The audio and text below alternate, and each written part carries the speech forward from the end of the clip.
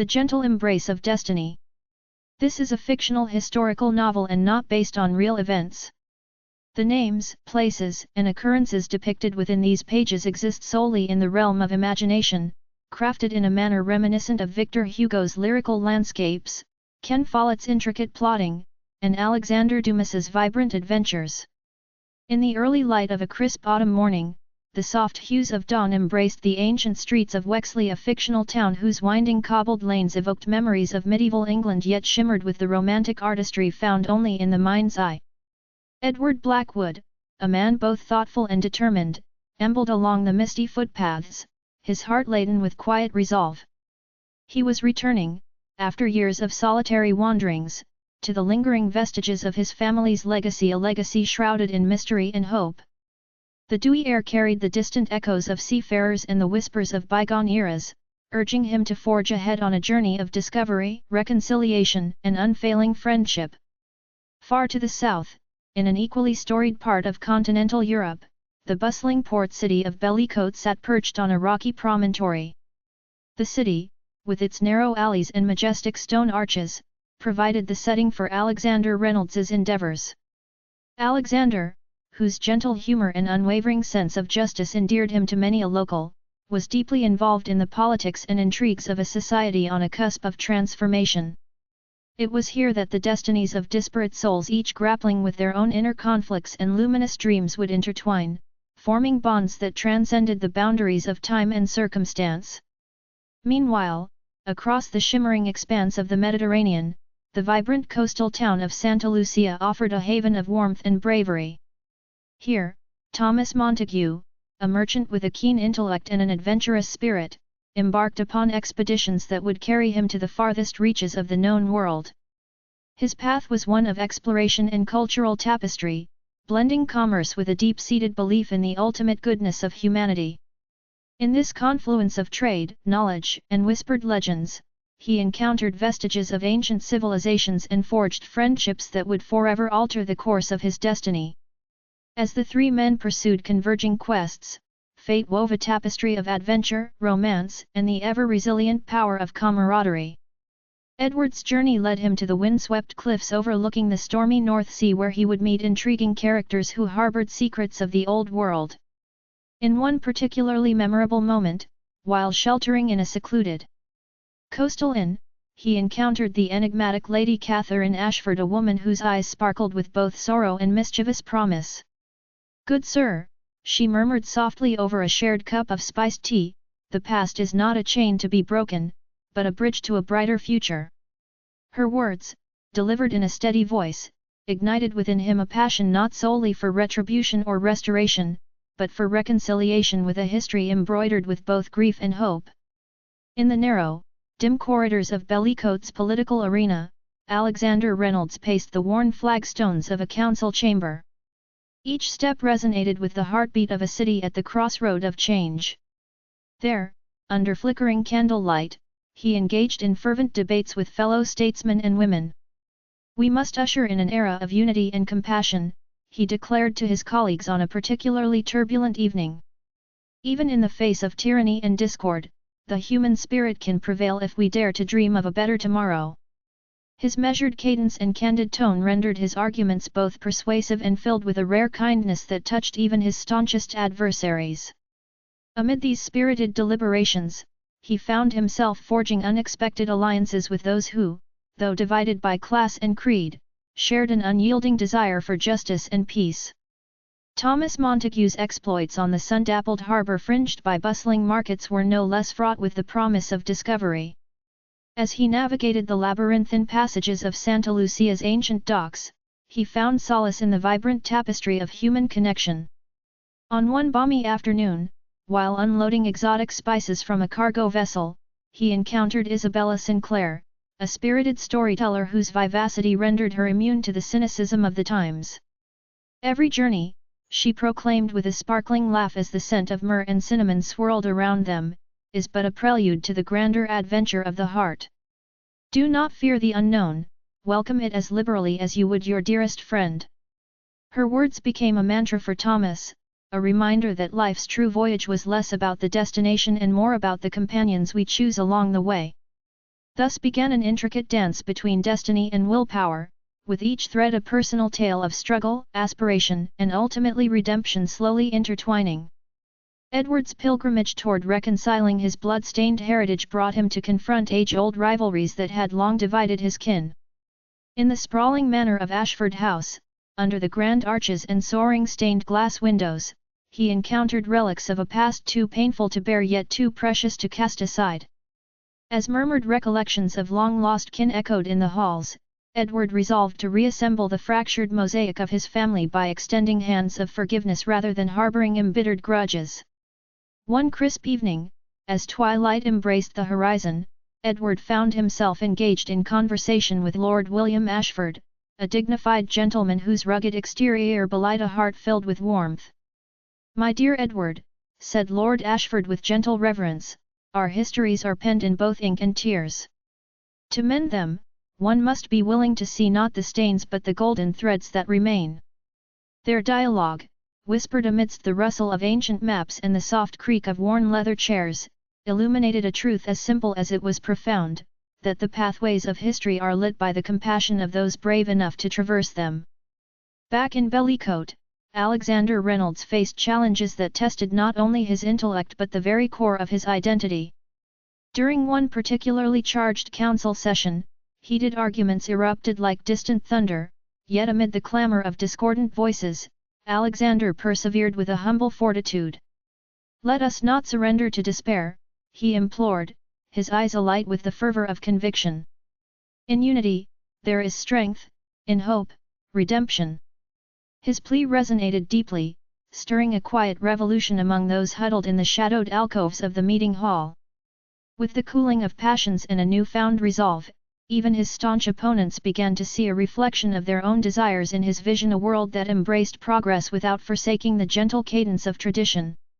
Thomas Montague's journey took a dramatic turn when he was invited aboard a merchant vessel bound for the distant isles of the eastern Mediterranean.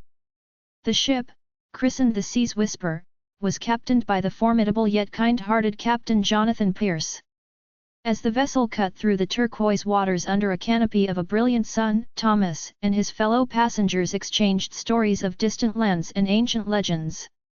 One blustery afternoon, as swirling mists enveloped the deck, Captain Pierce confided, "The sea, like life, is unpredictable, my friend.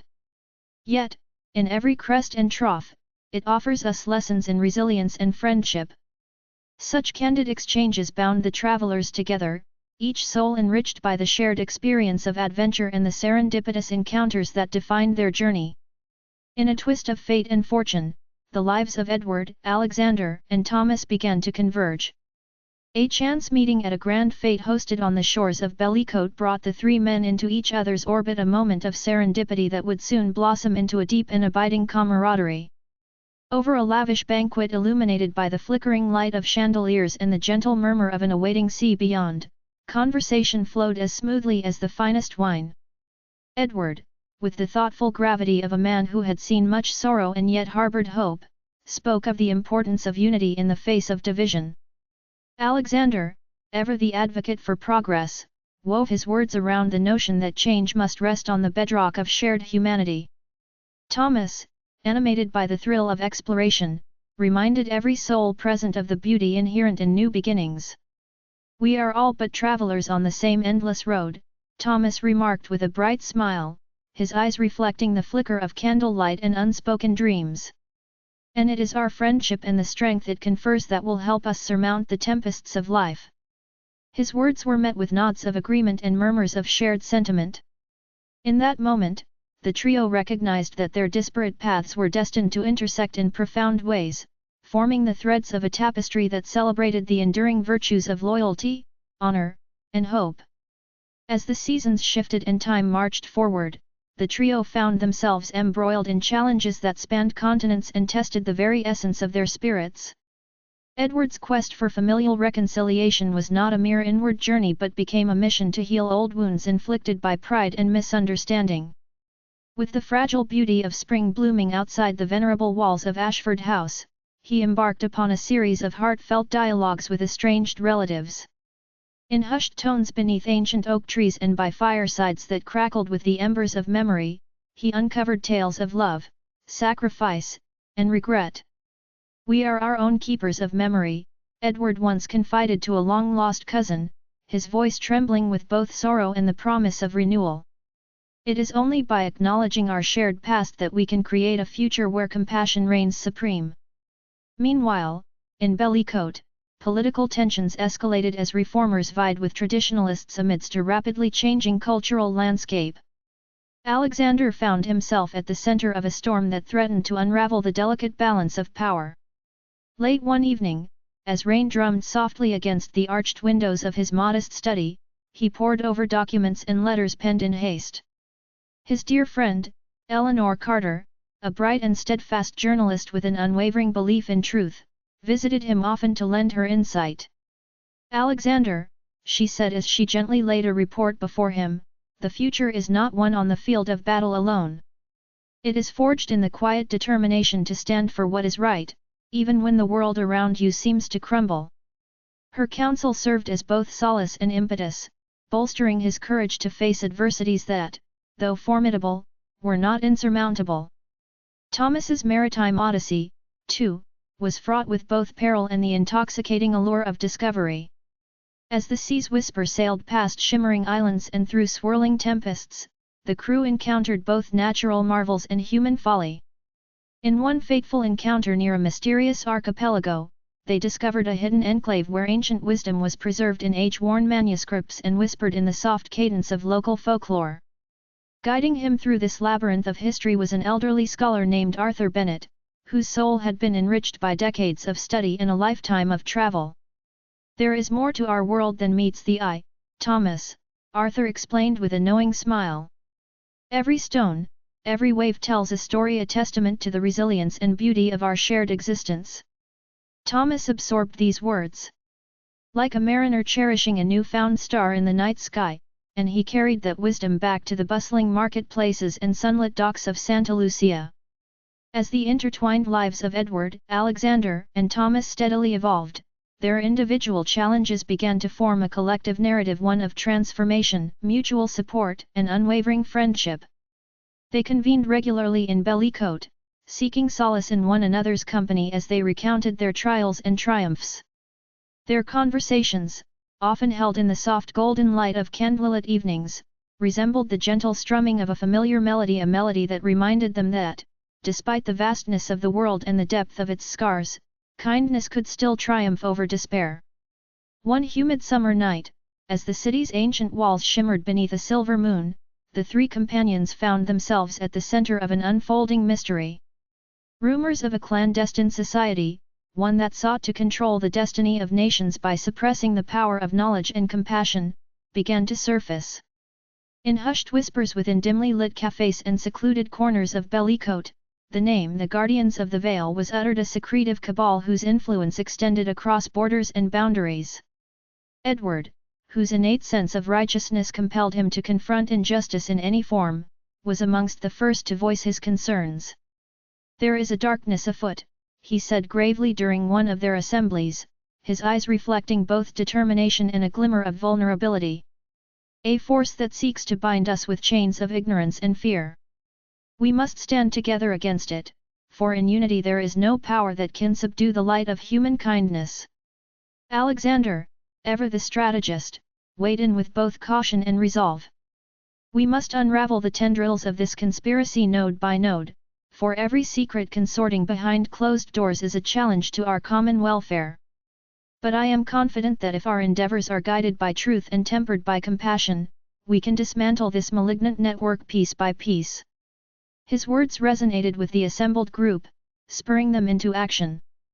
Together, they began to forge alliances with reformers, scholars, and even some disillusioned members of the old regime. Their goal was not only to expose the cloaked manipulations of power but also to inspire a movement rooted in transparency, justice, and the celebration of human dignity. In the following days, as autumn deepened and the leaves turned hues of amber and gold, the trio embarked on a series of investigations that took them from the bustling markets of Bellicote to secret archives hidden within the fortified walls of ancient castles. Edward, with his keen eye for historical significance, deciphered long-abandoned records that chronicled the rise and fall of noble families. In one such dusty archive, he uncovered an encrypted diary belonging to a forgotten guardian whose words hinted at the existence of an ancient artifact or relic believed to hold the power of healing and enlightenment. This relic, he confided to Alexander and Thomas during a moonlit rendezvous in a secluded courtyard, may very well be the key to liberating our future from the maleficence of oppression. It is more than a symbol, it is a beacon of hope forged by the collective memory of our ancestors. Alexander's investigations led him deep into the labyrinthine corridors of political power. With the aid of strategic confidence and the bravery of his own convictions, he uncovered evidence that suggested members of the Guardians of the Veil were embedded in influential circles. In a tense meeting held in a shadowed back room of a bellicote tavern, he clandestinely conferred with a former minister whose eyes betrayed both fear and determination. Should the truth emerge, the former minister intoned in a hushed manner, our society would be no longer the safe haven of progress but a stage for the dark machinations of those who have long desired to see it crumble. You, sir, must be the one to guide us out from under this veil of treachery. Alexander's heart swelled with both outrage and a sense of duty as he resolved to expose the hidden cabal, not with the force of armaments, but with the unwavering light of honesty and hope. Thomas, ever the traveler, took to the high seas in search of clues that might connect the ancient artifact with millennia-old maritime legends. His journey led him to remote islands where whispered myth merged with reality.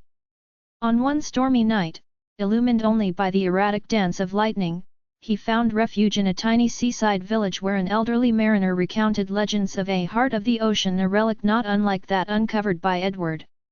Legends are oftentimes kernels of truth, the old mariner said, battling both the wind and his own frailties, passed down through generations in the lullaby of the waves.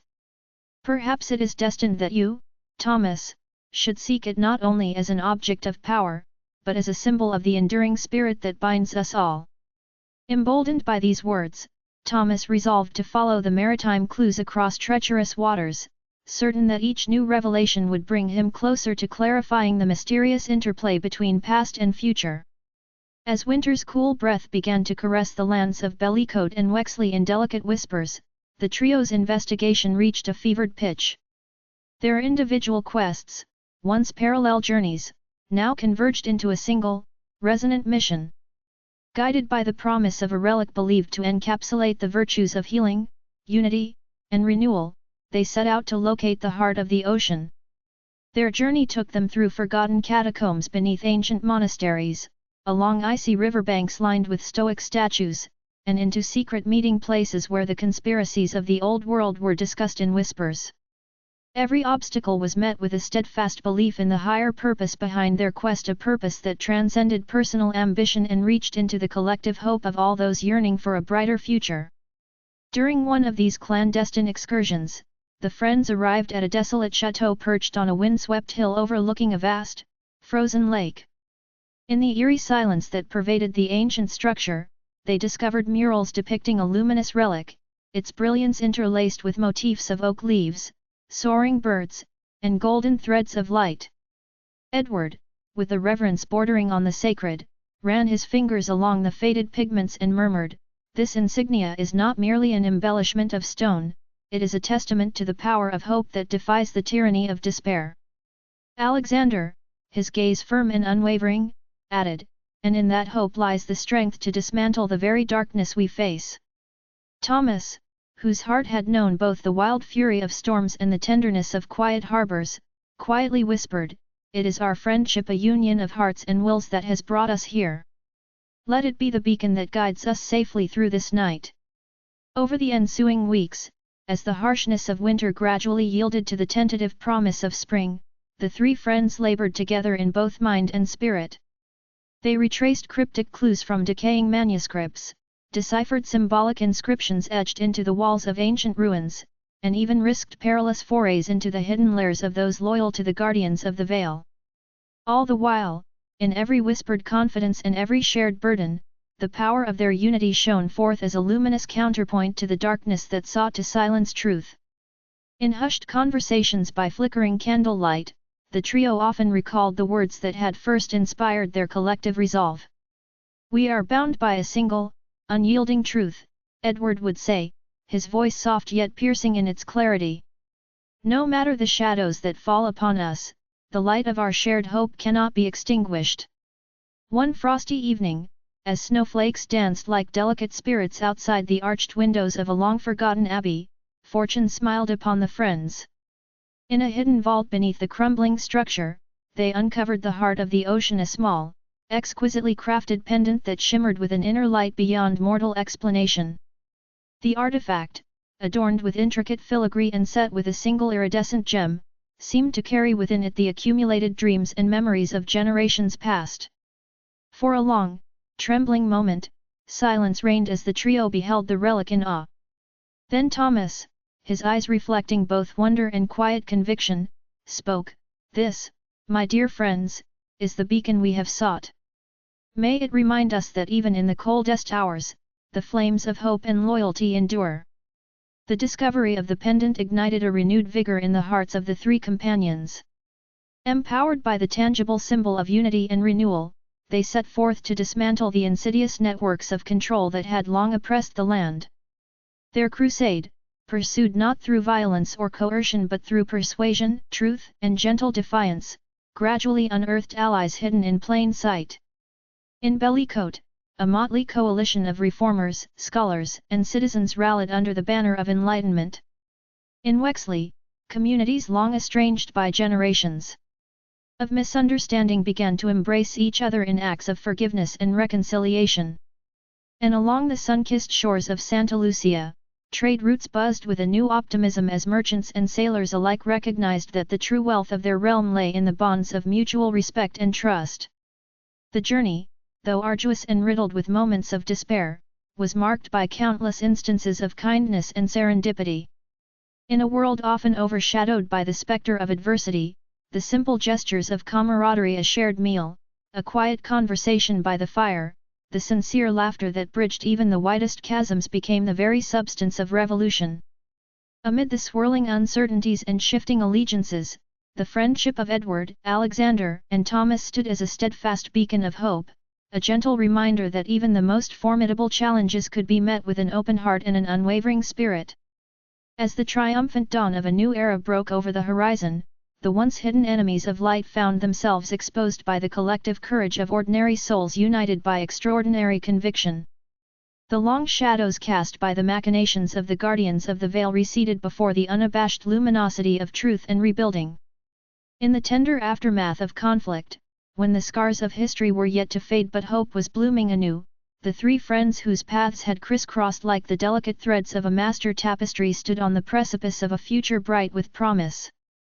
They had discovered that, in forging bonds of genuine friendship and striving for a common good, one could indeed alter the course of destiny.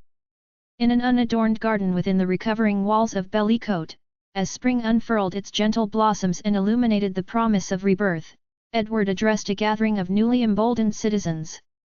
His voice, resonant with both empathy and quiet determination, rose above the soft rustle of leaves. "Let us, together, build a world where every wound is tended with compassion and every heart is free to love without reservation.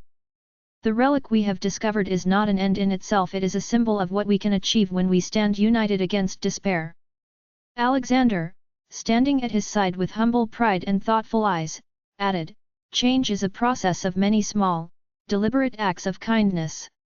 Our actions, no matter how modest, build the foundation upon which a better, more just society is constructed. May our efforts be the strength that heralds a new chapter in our shared history." Thomas, ever the wanderer whose journeys had taught him the multifaceted beauty of life, concluded, "In every port and every whisper of the wind, I have learned that our destiny is not predetermined by the tragedies of the past, but by the hope we nurture in the present. Our friendship is our compass, it shall guide us toward the light even when the night seems interminable." Their words, delivered in earnest and infused with a shared hope that transcended mere rhetoric, resonated deeply with all who listened. In that moment, amid the scent of freshly blossomed lilies and the gentle murmur of a recovering city, a new chapter dawned, one not written solely in the ink of historical record, but in the living, breathing testament of human connection, resilience, and inherent goodness. The gentle embrace of their friendship, forged in the crucible of adversity and tempered by the enduring light of compassion, became the lasting legacy of a time when the quest for truth united disparate souls. Each adventure, each quiet moment of understanding shared on rain-soaked streets or amidst the hallowed silence of ancient ruins, contributed to a narrative greater than any single man's journey. It was a narrative of hope, of human kindness prevailing in the face of despair, and of the timeless truth that every individual, no matter how small, could make an indelible mark upon the world. In the fullness of time, as the political turbulence ebbed and the scars of past conflicts began to heal, tales of Edward, Alexander, and Thomas spread far and wide, transcending national boundaries and cultural divides. Their saga was recounted in hushed tones in parlors and royal courts alike, a reminder that the highest ideals of courage, forgiveness, and friendship can strike down even the most tenacious shadows of oppression. In the golden twilight of a peaceful age, communities united, not out of compulsion but out of the sheer, unyielding desire to live in a world where every heart thrummed with the promise of possibility. The legacy of their adventure resonated through generations. Children grew up listening to the tales of the three brave souls who had dared to defy the darkness, embarking on quests that were as much about inner renewal as they were about external change. The relic, safely enshrined in a newly constructed hall of remembrance in Bellicote, symbolized this enduring truth, that even when the world seems divided by old wounds and bitter resentment, the bonds of genuine friendship and shared compassion can heal and unite. In time, gentle reforms transformed not only cities and nations but the hearts of individual men and women. As a new era of enlightenment dawned, the memory of struggle did not give way to sorrow but rather blossomed into an undying commitment to progress, understanding, and the celebration of life's interconnected tapestry. Edward, Alexander, and Thomas, though each eventually receded into the gentle mists of legend, remained forever emblematic of a truth that transcended the boundaries of history, that when hearts unite and differences yield to empathy, every soul can triumph over darkness. During long, reflective evenings, as rain softly pattered against ancient windowpanes, bards and raconteurs would gather to recount the epic journey that had stitched together so many disparate lives. Their accounts were filled with both stark realism and the lyrical cadence of hope. "There is a beauty in our collective struggle," an old storyteller once intoned in a crowded inn, "for it teaches us that the greatest strength lies not in the might of arms, but in the kindness that binds hearts together in adversity."